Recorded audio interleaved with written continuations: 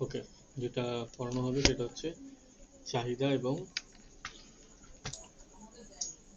ক্রেতার আচরণ। Just a minute.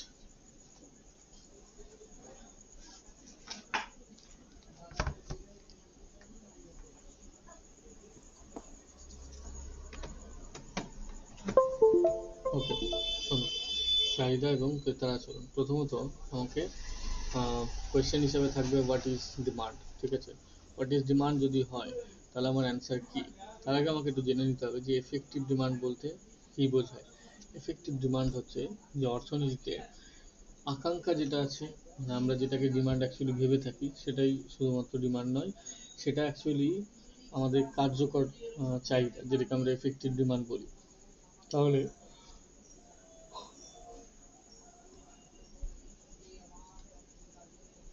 তাহলে এফেক্টিভ ডিমান্ড আমরা কাকে বলতে পারি ঠিকঠাকভাবে? এফেক্টিভ ডিমান্ড আমরা বলতে পারি যদি কোনো একজন ক্রেতার শুধুমাত্র আকাঙ্ক্ষাই নয়, তার সাথে তার আর্থিক ক্ষমতাটাও যদি থাকে, তবে আমরা সেটাকে বলবো ডিমান্ড বা এফেক্টিভ ডিমান্ড। সো ডিমান্ডের দুটি প্রধান উপাদান হয়ে থাকে। একটা উপাদান হচ্ছে গিয়ে আমার কেনার আকাঙ্ক্ষা অর্থাৎ ডিজায়ার থাকতে হবে আমার জিনিসটার প্রতি। আরেকটা হচ্ছে ক্রেতার দ্রব্য কেনার আর্থিক ক্ষমতা। ওকে, আমাকে আর্থিক ক্ষমতাটাকেও আমাকে রাখতে হবে। তার মানে দুটো ভাইটাল পয়েন্ট আছে আমার ডিমান্ডে। হ্যাঁ, দেখো দুটো পয়েন্ট কি কি। একটা হচ্ছে তোমার ডিজায়ার, যেটা হচ্ছে কি আমরা বলছি যে চাহিদা। আর একটা হচ্ছে কি পারচেসিং পাওয়ার। ওকে, পারচেসিং পাওয়ার, এই দুই যদি তোমার মধ্যে থাকে দেন ইটস ইয়োর ডিমান্ড। নেক্সট, যে আমি যদি একটা ডিমান্ড বলি যে আমার একটা হেলিকপ্টার কেনার ইচ্ছা আছে, ট্রুলি যদি হেলিকপ্টার কেনার মতন পারচেসিং পাওয়ার আমার থাকে then it is my demand. But যদি আমার এই পারচেসিং পাওয়ার না থাকে বাট আমার আশা এটা, তাহলে এটা আমার ডিমান্ড নয়। তো এখন এটা আমাকে বুঝতে হবে যে ডিমান্ড বলতে আমাকে দুটো ফ্যাক্টরের কম্বিনেশনকে বোঝায়।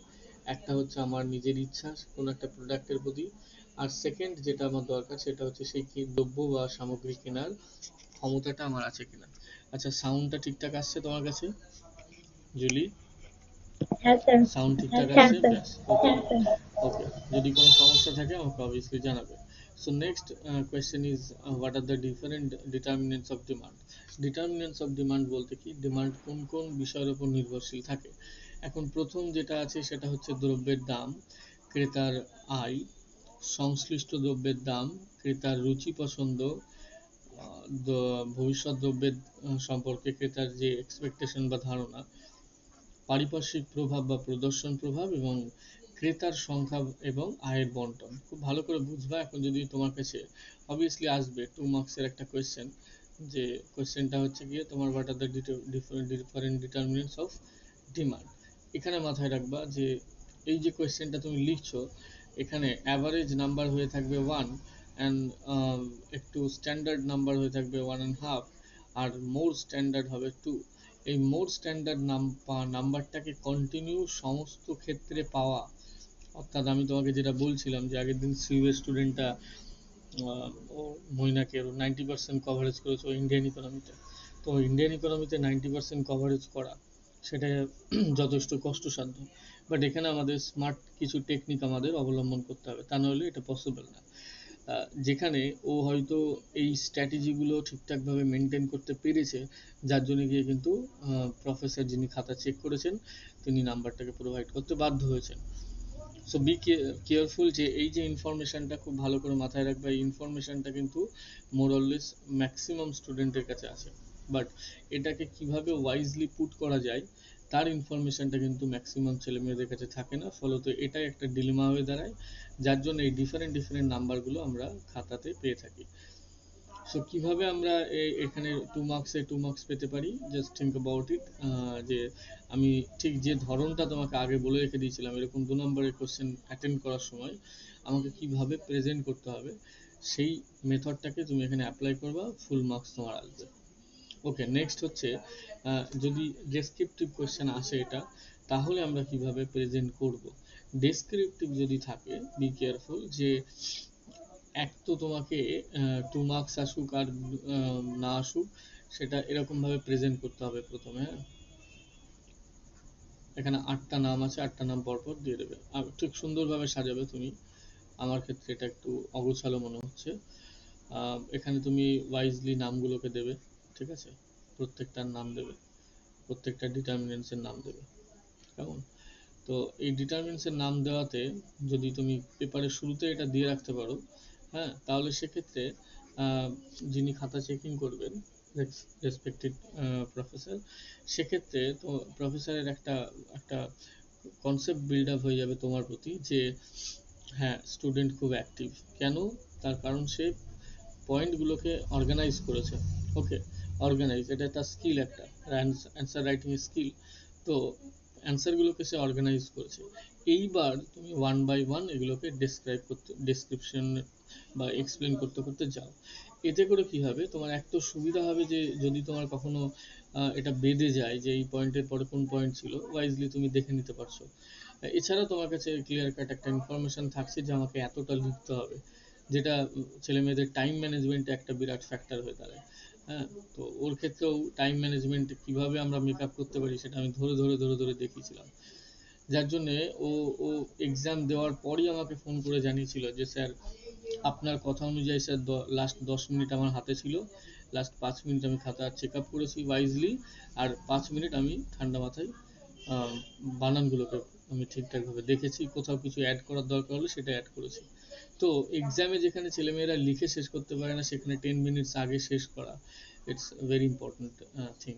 তো এই এই বিষয়গুলোর জন্য তোমাকে ওয়াইজলি আগে থাকতে প্র্যাকটিস করতে হবে, টাইম ম্যানেজ করা, কিভাবে ম্যানেজ করতে পারি, কিভাবে আমি ইনফরমেশনাল গ্যাপটাকে মেক আপ করবো। তো এই বিষয়গুলো সময়ের সাথে সাথে এক্সাম এবং টেকনিকের সাথে সাথে আমরা আস্তে আস্তে শিখিয়ে দেবো। ওকে, তো দ্রব্যের দাম তোমার কাছে ক্লিয়ার, যে দ্রব্যের দাম বলতে কি বোঝানো হয়েছে, এখানে আমরা পয়েন্টে কি ডেসক্রাইব করব। তো পয়েন্ট ডেসক্রাইব করার আগে তোমার কাছে ক্লিয়ার কাট ইনফরমেশন মাথায় থাকা দরকার যে দ্রব্যের দামে অ্যাকচুয়ালি আমাকে কি ইনফরমেশন আমাকে দিতে হবে, এটা জানাটা খুব জরুরি। এমন নয় যে ক্লাস 12-এর মতন তুমি অনবরত মুখস্থ করে যাবে এবং র্যান্ডামলি না দেখে বলার চেষ্টা করবে, ডোন্ট ডু ইট। ঠিক আছে, এটা অনার্স, এটা একটা ওয়াইড রেঞ্জের পড়াশোনা। তো এখানে তোমাকে কি ইনফরমেশন অ্যাকচুয়ালি দেওয়ার প্রয়োজন আছে সেটা তোমার জানাটা খুব জরুরি। তাই সেটা জেনে মাথায় রেখে দেওয়া, দ্যাটস এনাফ। দিয়ে নিজের ল্যাঙ্গুয়েজে লেখো। তো এখানে যেটা বলা হয়েছে দ্রব্যের দামে, আমি তো সব তো ডেসক্রাইব করবো না, আমি কয়েকটা ডেসক্রাইব করে দিচ্ছি। যে ক্রেতা কোন দ্রব্য কি পরিমাণে কিনবে তা নির্ভর করে ক্রেতার দামের ওপর। অর্থাৎ দ্রব্যের দামের ওপর, সরি, ক্রেতার নয়। সাধারণভাবে বলা যায় যে অন্যান্য সমস্ত বিষয় যদি স্থির আমি রেখে দিই, সে সময় কোনো দ্রব্যের দাম কম হলে ক্রেতা সেই দ্রব্যটি বেশিভাবে কিনবে, কারণ এটা ল অফ ডিমান্ড বলে দিচ্ছে। আর দ্রব্যের দাম বেশি হলে ক্রেতা কম পরিমাণে কিনবে।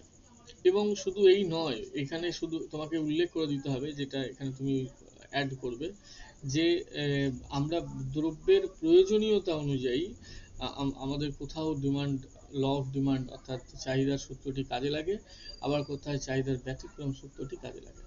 এই লাইনটা আমাকে এখানে অ্যাড করতে হবে। নেক্সট হচ্ছে ক্রেতার আয়। ক্রেতার আয় কি বলা হয়েছে দেখো, ক্রেতার আয়ে বলা হয়েছে যে দ্রব্যের চাহিদা ক্রেতার আয় যেমন হবে, এক্সপেন্ডিচার লেভেল ঠিক তার তেমন হবে।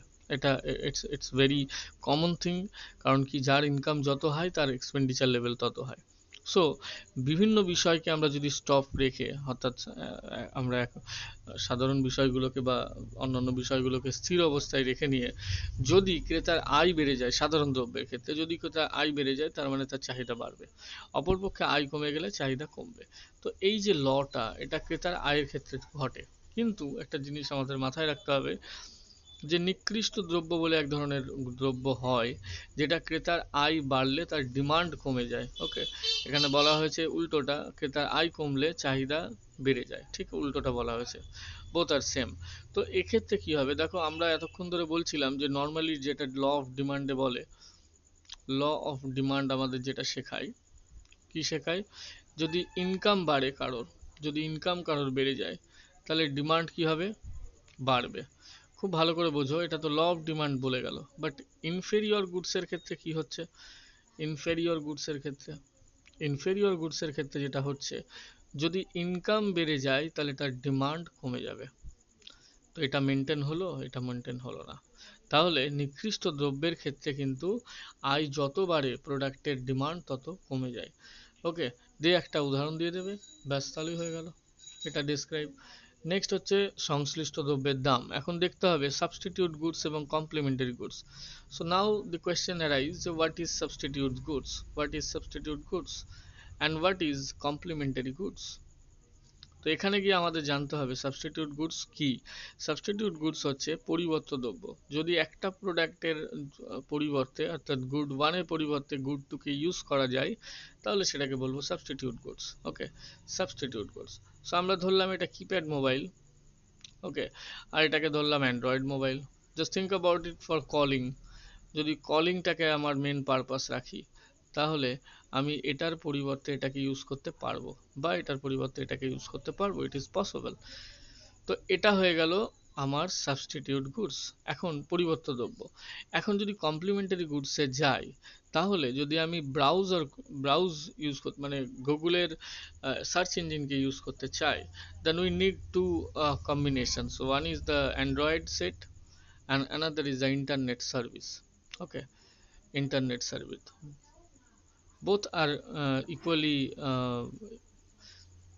ইম্পর্ট্যান্ট। সো এক্ষেত্রে একটা অপরটাকে ছাড়া ইউজ করা পসিবল নয়। তো এটা চালাতে গেলে আমার দুটোই দরকার পড়ছে। সো এটাকে বলবো আমরা কমপ্লিমেন্টারি গুডস। কমপ্লিমেন্টারি গুডস হচ্ছে যেখানে দুটোকে একত্রে ইউজ করা দরকার পড়ে, মানে একটা কম্বিনেশন থাকে, সেটাকে একত্রে ইউজ করতে হয়।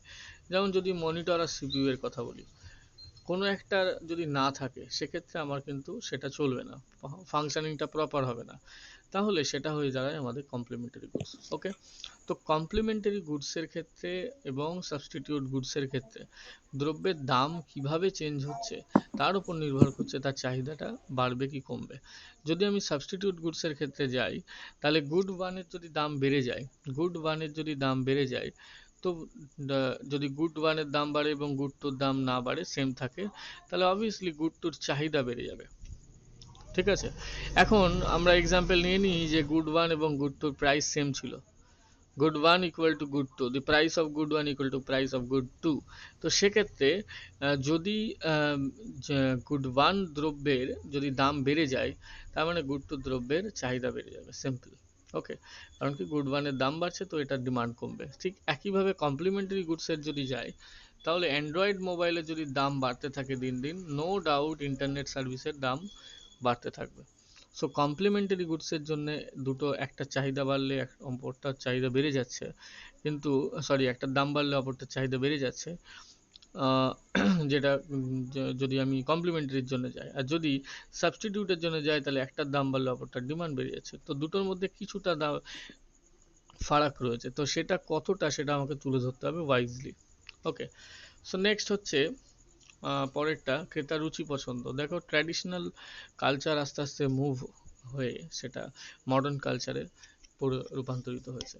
এখন এই মডার্ন কালচারে ট্র্যাডিশনাল কালচার বহুত কিছু বিলুপ্তের পথে চলে গিয়েছে। এখন রুচি পছন্দ কথাটা কেন বলছি, আমাদের আমাদের ওয়েস্টার্ন কালচার যখন আমাদের ক্লথসের ক্ষেত্রে, বেসিক্যালি পোশাক আশাকের ক্ষেত্রে ওয়েস্টার্ন কালচার যেহেতু আমাদের এদিকে প্রবেশ করছে, ফলত ক্লথসের ক্ষেত্রে একটা একটা আমূল পরিবর্তন দেখা দিচ্ছে। ট্র্যাডিশনাল যে শাড়ি, সেগুলোর ডিমান্ড আস্তে আস্তে লো হচ্ছে। টপ জিন্স वगैरह যেসব নতুন আধুনিকত্ব পোশাকগুলো উঠে আসছে, সেগুলোর ডিমান্ড বাড়ছে। সো দেখতে হবে আমাকে যে রুচি পছন্দের মুভ কোন দিকে যাচ্ছে। রুচি পছন্দের মুভ যেদিকে যাচ্ছে, সেদিকেই কিন্তু চাহিদারও পরিবর্তন হবে। তো সেক্ষেত্রে যদি রুচি পছন্দ, টেস্ট অ্যান্ড প্রেফারেন্স চেঞ্জ হয়, then the demand always will be change.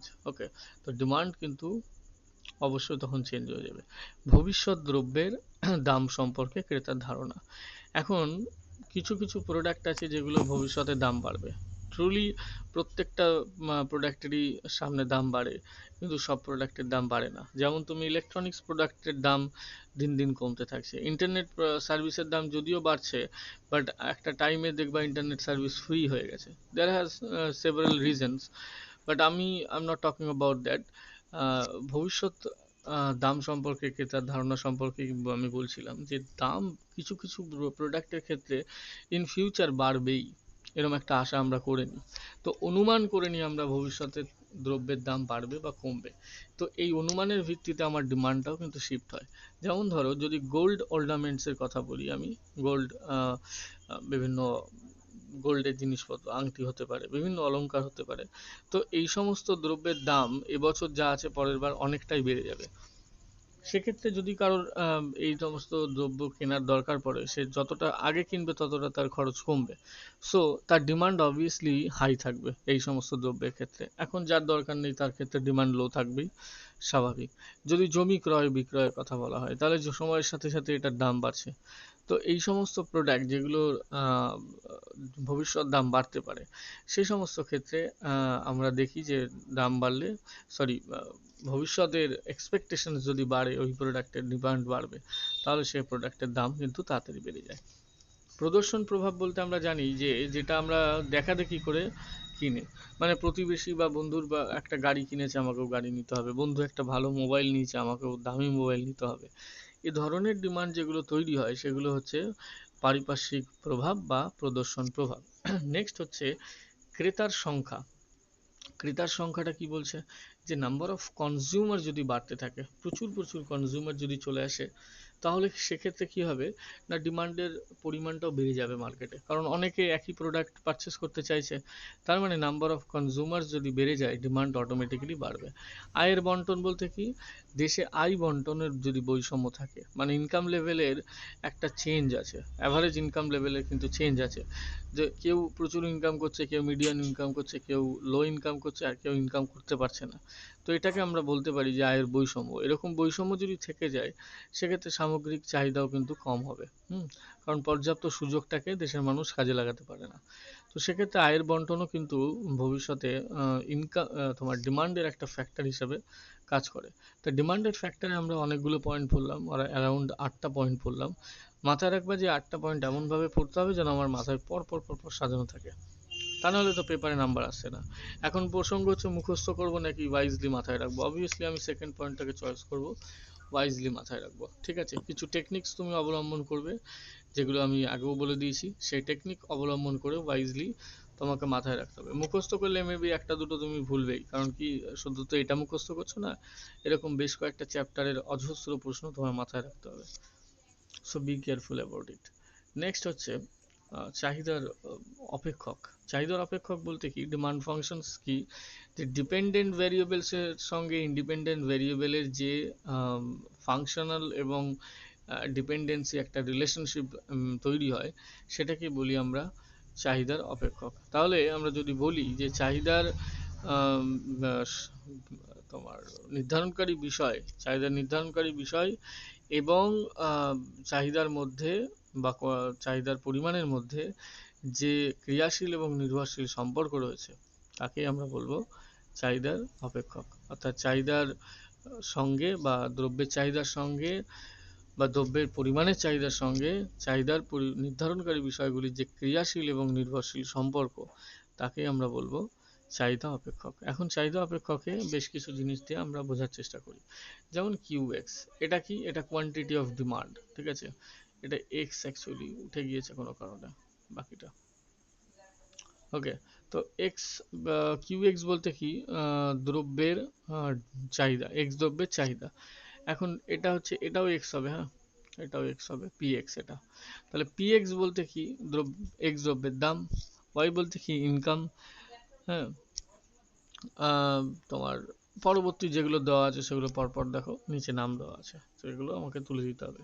যদি বলা হয় চাহিদা অপেক্ষক কাকে বলে, এখান থেকে একদম এই পর্যন্ত তুলে দিও।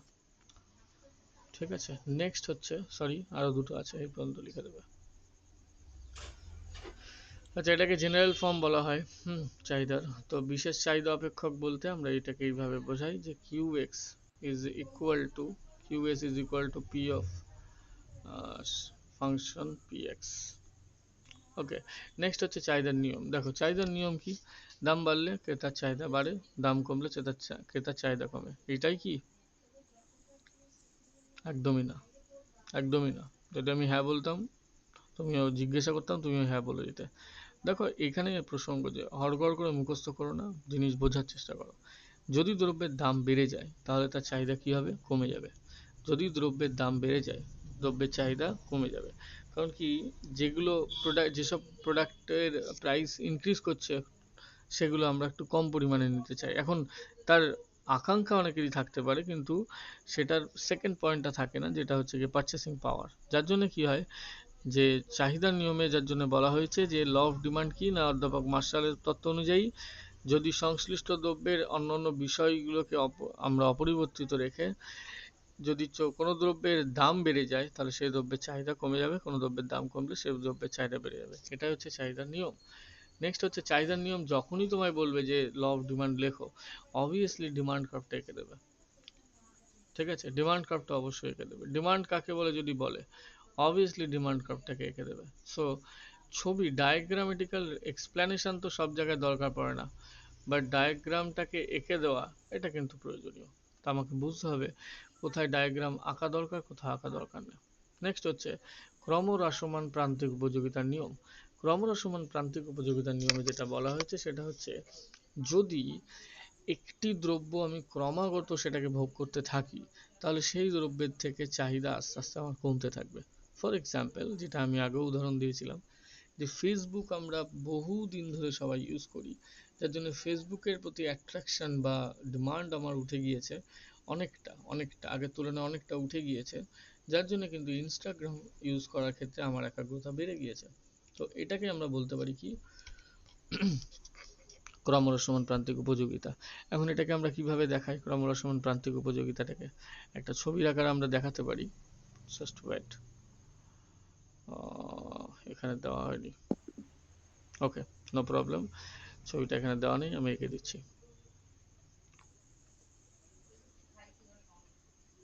ক্রমহ্রাসমান প্রান্তিক উপযোগিতা। ক্রমহ্রাসমান প্রান্তিক উপযোগিতায় একটা,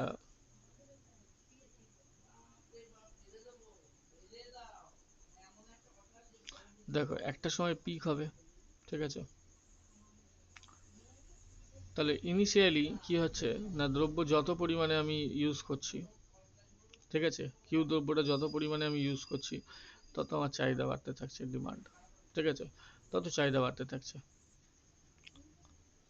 কিন্তু একটা টাইমে সেটা ম্যাক্সিমাম হচ্ছে, আর তারপর সেটা আবার কমতে থাকছে।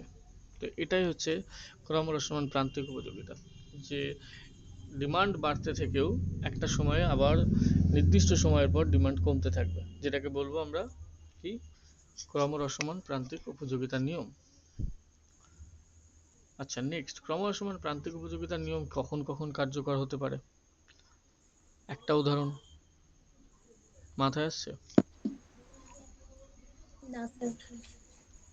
যদি এই একটা টপিককে তুমি বারংবার পড়ো, আর সেখান থেকে যদি দেখো ওটা অনুভব হয় যে আমার মুখস্থ হচ্ছে না বা পড়া বোঝা হচ্ছে না, কনসেপ্ট ক্ল্যারিটি যদি না হয়, তাহলে কি হবে, কনফিডেন্স লো আপ হতে থাকে। দেখো, যত তুমি ধরো ফার্স্ট বার রিভিশন দিলা, পারলা না, then it's okay, no problem. Second বার রিভিশন দিলা, তখনও তুমি পারলা না, then obviously okay, no problem. Third বার যখন দিলা, তখন তুমি পারলা না, কিছুটা হতাশ হবা। এবার এবার তুমি ম্যাক্সিমাম চেষ্টা করলা, যে দেখি এবার হওয়াতেই হবে আমাকে। তো ম্যাক্সিমাম করার সময়ও দেখলা যে হচ্ছে না, পুরোপুরি হলো না, বেঁধে থাকলোই। এবার দেখো আস্তে আস্তে তুমি যত রিভিশন করবা তত তোমার পড়ার ইচ্ছা চলে যাবে, আর একটা টাইমের পর বই গুটিয়ে উঠে পড়বে।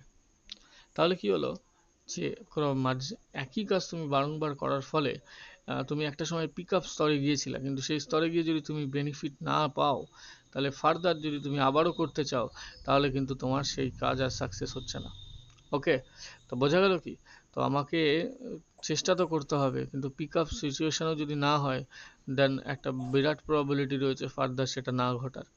তো ইকোনমিক্স তোমাকে অনেক কিছু ইনসাইট শিখিয়ে দেবে। নেক্সট হচ্ছে আমরা যেটা যাব সেটা হচ্ছে আয় প্রভাব। আয় প্রভাব কি, আয় প্রভাব কখন হয়, সমস্ত বিষয় যদি আমরা অপরিবর্তিত রেখে একটি দ্রব্যের দাম কমিয়ে দিই, ধরো এক্স দ্রব্যের দাম কমিয়ে দিলাম, তাহলে ক্রেতার রিয়েল ইনকাম কিভাবে বেড়ে যাবে। এখন রিয়েল ইনকাম কি, ধরো 20 টাকা দাম কমে গেছে এক্স দ্রব্যের,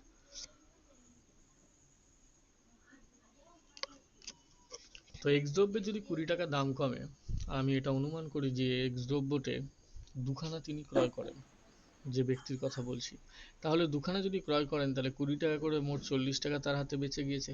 এই 40 টাকাটা যেটা বেঁচে গিয়েছে এটা তার ইনকামের পকেটে রাখবে, তাই তো? মানি ব্যাগে রাখবে তো?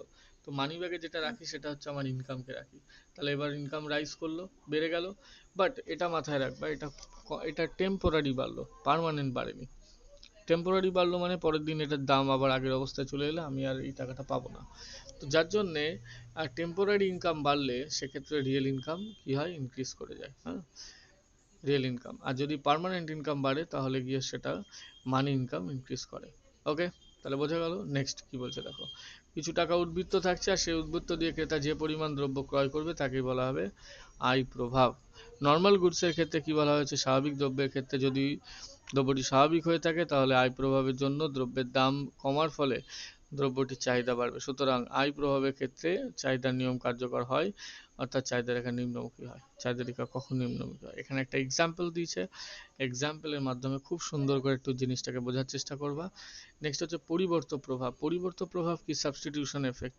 ধরলাম আমি এক্স আর ওয়াই দুটো প্রোডাক্ট আছে আমার, হ্যাঁ। এক্স দ্রব্যের যদি দাম কমে যায় তাহলে ওয়াই দ্রব্যের ডিমান্ড বেড়ে যায়, দেখা যায়। যদি আমি ধরে নিই এক্স এবং ওয়াই এর দাম সেম ছিল আগে, তাহলে এক্স দ্রব্যের যদি দাম কমে, এক্স দ্রব্যের যদি দাম কমে তাহলে ওয়াই দ্রব্যের ডিমান্ড বেড়ে যাবে, তাই কি? দেখো তো আমি ঠিক বললাম কিনা এটা। আমি একটা প্রশ্ন দিলাম তোমাকে, ঠিক বললাম কি এটা? দ্রব্যের দাম বাড়লে ডিমান্ড বাড়বে হয়। আর একবার বলো, আমি এটা ঠিক বললাম না ভুল বললাম? এটা ঠিক না। Very good. তাহলে এক্স দ্রব্যের যদি দাম কমে, কারণ আমরা জানি দ্রব্যের দাম কমলে চাহিদা কি হয়, বেড়ে যায়। তাহলে এক্স দ্রব্যের দাম কমলে ওয়াই দ্রব্যের কিন্তু ডিমান্ড কমবে, কারণ কি এবার আমরা ওটা নিতে চাইবো না, সেম আছে যেহেতু। যদি এক্স এর দাম কমে গেছে আমরা এক্সটা বেশি পরিমাণে নেব, ঠিক আছে? তাহলে এই হচ্ছে রুলস ছিল। তো এরকম যদি ঘটে তাহলে কি হয়, যে এক্স দ্রব্যের দাম কমে যাওয়ার ফলে, হ্যাঁ, বা আমি যদি এরমও ধরি যে ওয়াই দ্রব্যের দাম বেড়ে যাওয়ার ফলে, যদি এর দাম বেড়ে যায় তাহলে এক্স দ্রব্যের দাম ডিমান্ড কি হবে, বেড়ে যাবে। তাহলে এক্স দ্রব্যের ডিমান্ড বেড়ে যাবে। তাহলে ওয়াই দ্রব্যের যতটা পোর্শন ছাড়লাম আমি দাম বেড়ে যাওয়ার ফলে, ততটা পোর্শন আমি আবার এখানে বাড়িয়ে নিলাম, যেটাকে সাবস্টিটিউশন এফেক্ট বলা হচ্ছে বা পরিবর্ত প্রভাব বলা হচ্ছে। ঠিক আছে? কি বলা হচ্ছে, কোনো দ্রব্যের দাম বাড়লে ওই দ্রব্যের আপেক্ষিক দাম বাড়ে, ফলে অপেক্ষাকৃত কম দামে পরিবর্তিত দ্রব্য ক্রেতা বেশি পরিমাণে কেনে, ফলে ওই দ্রব্যের দাম বাড়ে এবং ক্রেতার চাহিদা কমে যায়। একেই বলা হয় পরিবর্তিত দ্রব্য, এবং এর ক্ষেত্রে চাহিদা রেখা নিম্নমুখী হবে। আচ্ছা, নেক্সট হচ্ছে ক্রেতার সংখ্যার পরিবর্তন। কারণ বারবার বললাম যে যদি নাম্বার অফ কনজিউমার্স বেড়ে যায় সেক্ষেত্রে কিন্তু বিষয়টা অন্যরকম হবে। এখানে উদাহরণ দিয়ে সুন্দর করে পড়ে নিও। দ্রব্যের ব্যবহার বলতে কি, আমরা এক একটা দ্রব্যকে মাল্টি ডাইমেনশনালি ইউজ করি। যেমন ধরো ইলেকট্রিক একটা আমি ধরলাম, তো বিদ্যুতের দাম যদি কমে যায় তাহলে সেক্ষেত্রে বেশ কিছু ডিমান্ড ইনক্রিজ করবে, যেমন হিটার, ইস্ত্রি, এসি, ফ্রিজ, এগুলো ব্যবহার বেড়ে যাবে। ফলে এক ব্যবহারের সংখ্যা যদি বাড়ে ফলে বিদ্যুতের চাহিদাও বাড়বে। সো এই বিষয়টাই একটা আর একটা উদাহরণ যার জন্য কিন্তু আমাদের আহ, দাম বাড়তে পারে। মানে কি দাম বাড়তে পারে কার, দ্রব্যের। কোন দ্রব্যের? ইলেকট্রিসিটির যদি প্রাইস ডাউন হয়, ইলেকট্রিসিটির যদি প্রাইস ডাউন হয় সেক্ষেত্রে দেখা যায় যে তার ব্যবহার যদি অনেক রকম দিক থেকে হয়ে থাকে তাহলে দেখা যায় যে সেখানে তোমার নাম্বার অফ কনজিউমার্স যদি বেড়ে থাকে তাহলে গিয়ে আমরা লক্ষ্য করব যে এর ডিমান্ড বাড়তে থাকবে, কার না, ইলেকট্রিকের। ওকে, নেক্সট পরের পয়েন্ট কি আছে, চাহিদার ব্যতিক্রম। চাহিদার ব্যতিক্রমে কি বলা হয়েছে, উচ্চ মর্যাদাযুক্ত দ্রব্য, আমরা যেগুলো শো অফ করার জন্য বেসিক্যালি ইউজ করি, ঠিক আছে, কনস্পিসিয়াস কনজাম্পশন যাকে বলা যেতে পারে। তো এরকম ধরনের কনজাম্পশন যারা করে সেক্ষেত্রে তাদের উদ্দেশ্য একটাই থাকে যে অ্যাট্রাকশন নেওয়া। তো সেক্ষেত্রে যত দামি হবে তত অ্যাট্রাকশন বাড়বে। তো দাম বাড়লে সে সমস্ত দ্রব্যের ডিমান্ড বেড়ে যায়। বাট আমরা নর্মালি যেটা জানি যে দ্রব্যের দাম বাড়লে ডিমান্ড কমে যায়, তো যার জন্য এটাকে নর্মাল সিচুয়েশন বলছি। কিন্তু দাম বাড়লে যদি ডিমান্ড বেড়ে যায় then it will an exceptional case. So that's why যে exceptions to the law of demand আমাদের এটার পয়েন্ট। গিফেন দ্রব্য, গিফেন দ্রব্যের ক্ষেত্রে কি বলা হয়েছে, গিফেন দ্রব্যে বলা হয়েছে দ্রব্যের দাম বাড়লে চাহিদা কিভাবে বাড়বে, দ্রব্যের দাম বাড়লে চাহিদা বাড়বে। যেমন বেশ কিছু দ্রব্য আছে যেগুলো প্রাইস ইনক্রিজ করলে আমরা ভাবি কোয়ালিটিটিভ ইমপ্রুভমেন্ট হয়েছে, কোয়ালিটিটিভ ইমপ্রুভমেন্ট, যার জন্য তার ডিমান্ডও আমরা বাড়িয়ে দিই দাম বাড়লে। ওকে, তো গিফেন দ্রব্য তার মধ্যে একটা। দামের পরিবর্তন সম্পর্কে ক্রেতার ধারণা। দামের পরিবর্তন সম্পর্কে ক্রেতার ধারণা বলতে, যদি এরকম অনুভব করে ক্রেতা যে ভবিষ্যতে এটার দাম আরো বাড়বে, হ্যাঁ, এরকম যদি তার মধ্যে এক্সপেকটেশন ফর্ম তৈরি হয়, তাহলে কি দেখা যায় যে দাম পরিবর্তন হলে আবার ক্রেতার চাহিদার চাহিদারও একটা বিরাট পরিবর্তন হয়। যত দাম বাড়বে তত চাহিদা বাড়বে। নিছক দামের ভিত্তিতে দ্রব্যের চাহিদা, তুমি বুঝতে পারছো কি সব? হ্যাঁ স্যার। ওকে। নিছক দামের ভিত্তিতে দ্রব্যের চাহিদা, এটা কি বলা হয়েছে? উচ্চমানের যে সমস্ত দ্রব্যগুলো আছে, যার গুণাগুণ আমরা বিচার করি দাম দিয়ে, ওকে, যেমন এসি, টিভি, ফ্রিজ, যেগুলো সম্পর্কে আমার ক্লিয়ার কাট আইডিয়া নেই, তো আমরা সেই সমস্ত ক্ষেত্রে আমরা দাম দেখে তাকে বিচার করার চেষ্টা করি। তো সেই সমস্ত ক্ষেত্রে দাম বাড়লে চাহিদা বাড়বে। শেয়ার মার্কেট একটা মার্কেট যেখানে প্রাইস ইনক্রিজ করলেই, প্রাইস যদি বাড়তে থাকে তাহলে তার ডিমান্ড অবভিয়াসলি বাড়তে থাকে। কারণ কি, অনেক প্রাইস বাড়লেই তারা অনুভব করে ভবিষ্যতে আরও দাম বাড়বে, যার জন্য তারা এগুলো আগে ভাগে কেনার জন্য নতুন ডিমান্ড তৈরি করে ফেলে। তো এক্ষেত্রে আমাদের ল অফ ডিমান্ড কি হয়? কাজ করে না। ল অফ ডিমান্ড এক্ষেত্রে আমাদের কাজ করে না। ওকে, নেক্সট। চাহিদার পরিবর্তন, চাহিদার পরিমাণে পরিবর্তন। চাহিদার পরিমাণে পরিবর্তন হলে সেম ডিমান্ড কার্ভের বিভিন্ন পয়েন্টে যাবে, সেম ডিমান্ড কার্ভে বিভিন্ন পয়েন্টে যাবে, তার মানে চাহিদার পরিমাণে পরিবর্তন। এটা কেন হয়? দেখো, কিছু সময় আমার, হ্যাঁ, দুটো দ্রব্যের মধ্যে একটা দ্রব্য খুব দামি হয়ে পড়ে, মানে খুব কাজের হয়ে পড়ে, তো সেই দ্রব্যটা আমাকে বেশি করে নিতে হয়, এটা একটু কম করে নিলেও প্রবলেম হয় না। তো আমরা চাহিদার পরিমাণের পরিবর্তনকে আমরা বলতে পারি manage, one type of, this is one type of management.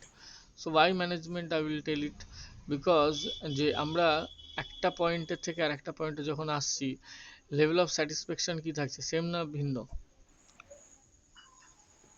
Satisfaction same. কেন বলছি আমি স্যাটিসফ্যাকশন? ডিমান্ড সেম, কিন্তু চয়েসগুলো আলাদা। দেখো, বিভিন্ন কম্বিনেশন, এগুলো এগুলো ধরো, এটা ধরো এ বির কম্বিনেশন, এটা ধরো বি সির কম্বিনেশন, এটা ধরো এসির কম্বিনেশন, তো এরকম বিভিন্ন কম্বিনেশন আছে। আমরা যেটা করছি সেটা কম্বিনেশনসগুলো চেঞ্জ করছি, ইন্টারচেঞ্জ করছি। কখনো আমার এক্স দ্রব্য খুব দরকার হলে এক্সটা বেশি করে নিচ্ছি, ওয়াইটা একটু কম করে নিচ্ছি। আবার কোনো সময় যদি ওয়াইটা আমার বেশি প্রয়োজন হয় তাহলে ওয়াই বেশি, এক্স কম। So it will and one type of management.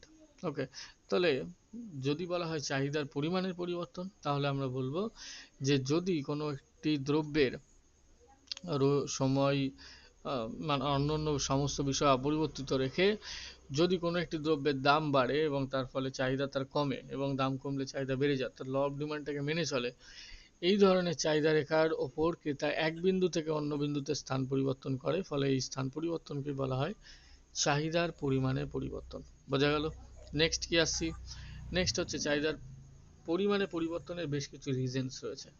একটা হচ্ছে আমরা ক্রমহ্রাসমান প্রান্তিক উপযোগিতার নিয়ম অ্যাপ্লাই করে ফেলি। কারণ কি, একটা দ্রব্য যদি আমরা কন্টিনিউয়াস ইউজ করি, সেই দ্রব্যের ডিমান্ড কি হবে? আস্তে আস্তে ডাউন হবে। যদি ডিমান্ড ডাউন হয়ে যায় তাহলে আমরা সেই দ্রব্যটা ক্রয় করতে চাই না। সেক্ষেত্রে কি হয়, যে আমাদের যে পয়েন্টটা ছিল সেটা হচ্ছে চাহিদার পরিমাণে পরিবর্তন, তখন গিয়ে আমরা একটু পরিমাণটাকে ইন্টারচেঞ্জ করি। আয় প্রভাব, আয় প্রভাবে কি বলা হয়েছে? যদি দ্রব্যের আয় প্রভাবের কারণে ক্রেতার কাছে উদ্বৃত্ত কিছু অর্থ থাকে এবং সেটা টেম্পোরারি, অর্থাৎ আমরা বলতে পারি যে রিয়েল ইনকাম বেড়ে যায়, সেক্ষেত্রে আয় প্রভাবের জন্য চাহিদারও একটা পরিবর্তন ঘটে।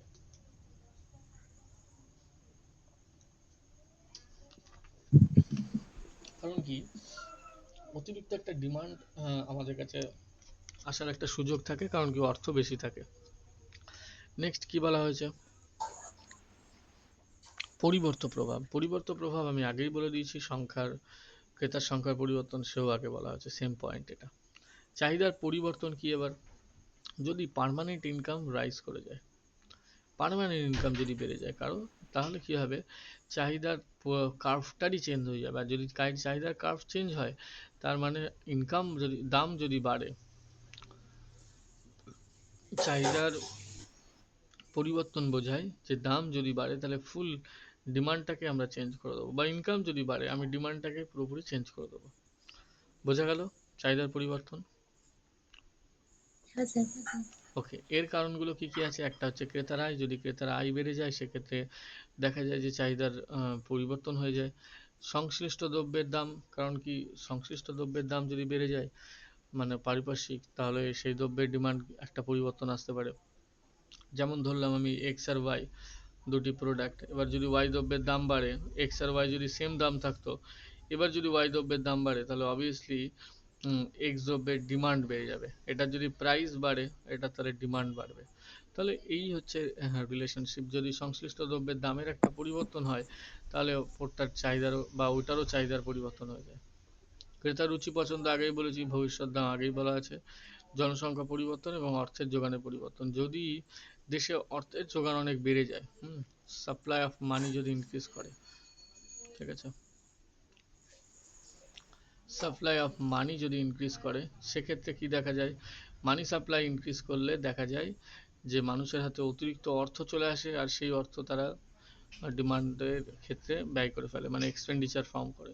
তো সেখানে গিয়ে দেখা যায় যে সাপ্লাই অফ মানি যদি ইনক্রিজ করে, তাহলে ডিমান্ড মানুষের বেড়ে যায়।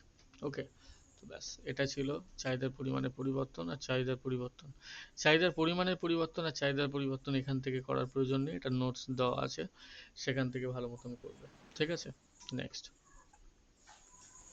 নেক্সট আমরা ব্যক্তিগত চাহিদা এবং বাজার চাহিদা। ব্যক্তিগত চাহিদা থেকে কিভাবে বাজার চাহিদা তৈরি হয় সেটা ভালো করে পড়ে নিও।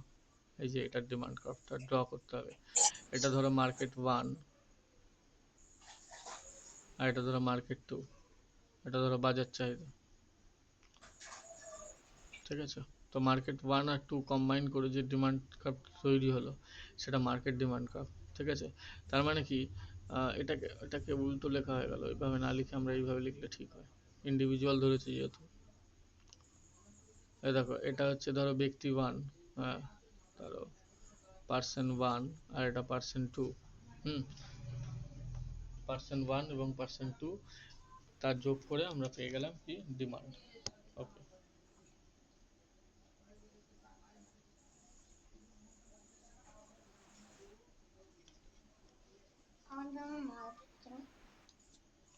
পরেরটা, নেক্সট কি আছে, নেক্সট হচ্ছে আমাদের এচআর আচরণ, ইনডিফারেন্স কার্ভ। ওকে, ইনডিফারেন্স কার্ভে কি বলা হয়েছে, আমরা বারংবার পড়েছি। ইনডিফারেন্স কার্ভ বুঝতে গেলে আমাকে ইউটিলিটি কথাটা বুঝতে হবে। ইউটিলিটি ব্যাপারটা কি?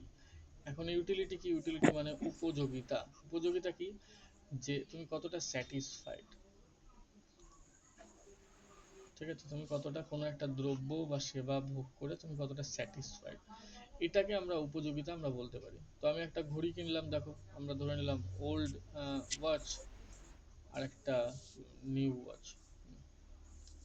লক্ষ্য করে দেখো, দুটো ওয়াচ নিয়ে নিলাম, একটা একটা ওল্ড ফ্যাশনের, যেটাকে ওল্ড ট্র্যাডিশনাল, যেখানে গিয়ে ওই কাটার মাধ্যমে আমরা দেখতে পাই। আর এখানে আমরা নিউ নিয়ে নিলাম ডিজিটাল ঘড়ি, যেটা গিয়ে ব্ল্যাক একটা পোর্শন থাকে ওপরে, সেরকম ঘড়ি। ভেবে দেখো কার ডিমান্ড হয় মার্কেটে, এখন এই পর্যন্ত এর ডিমান্ড হয়, তার মানে এটার থেকে মানুষ স্যাটিসফাইড বা স্যাটিসফ্যাকশন বেশি পাচ্ছে। সো কার ইউটিলিটি বেশি, তার মানে এর ইউটিলিটি বেশি। ক্লিয়ার? নেক্সট, এটা তো ইউটিলিটি গেল। ইউটিলিটি আমরা দু রকম ভাবে মেজার করি। ঠিক আছে, একটা হচ্ছে কার্ডিনাল আর একটা অর্ডিনাল। একটা কার্ডিনাল, একটা অর্ডিনাল। কার্ডিনাল মানে কি, নাম্বারে প্রকাশ করা যাবে। ঠিক আছে, কার্ডিনাল নাম্বারে প্রকাশ করা যাবে, আর অর্ডিনাল কি, আমরা নাম্বারে প্রকাশ করতে পারবো না।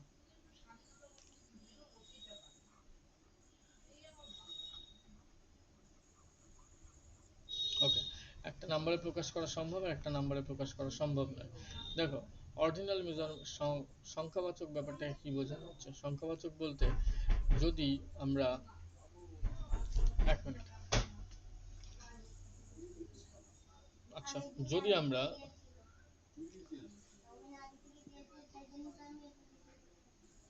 আচ্ছা যদি আমরা উপযোগিতার দুটো বিষয় যাই, একটা হচ্ছে সংখ্যাবাচক এবং একটা ক্রমবাচক। সংখ্যাবাচকে কি বলা হচ্ছে না, সংখ্যাবাচক বলতে কার্ডিনাল। কার্ডিনাল বলতে কি, আমরা ইউটিলিকে নাম্বারে প্রকাশ করতে পারবো। আর ক্রমবাচক বলতে কি, ক্রমবাচক বলতে আমরা সেটাকে প্রেফারেন্স দিয়ে চিহ্নিতকরণ করব। প্রেফারেন্স ইন দ্য সেন্স, মাথায় রাখতে পারো যে প্রেফারেন্স বলতে, ধরো আমরা এরকম বললাম যে গুড ওয়ান আমার কাছে খুব ভালো লেগেছে, দেন গুড টু। ওকে, এরকম ভাবে আমরা সাজিয়ে দিতে পারি। তাহলে আমরা বলবো যে হ্যাঁ, গুড ওয়ানের আমার প্রেফারেন্স বেশি, কারণ কি আমি ওখানে বেশি পরিমাণে উপযোগিতা পেয়েছি। তো এরকম ভাবে সাজাতে পারি আমরা। হুম। তাহলে উপযোগিতা তত্ত্বে আমরা এইটুকু শিখবো। এরপর কনজিউমার যে বিহেভিয়ারের পার্টটা ছিল, যেখানে ইনডিফারেন্স কার্ভ, আইসি কার্ভ, বাজেট লাইন, তারপরে আইসি কার্ভ এবং বাজেট লাইনের ইন্টারসেকশন, ইনডিফারেন্স কার্ভের যে বৈশিষ্ট্যগুলো ছিল, বাজেট লাইন কি কিভাবে শিফট হয়, তো এই সব জিনিসগুলো আমাদের এইখানটায় দেওয়া আছে। কেমন?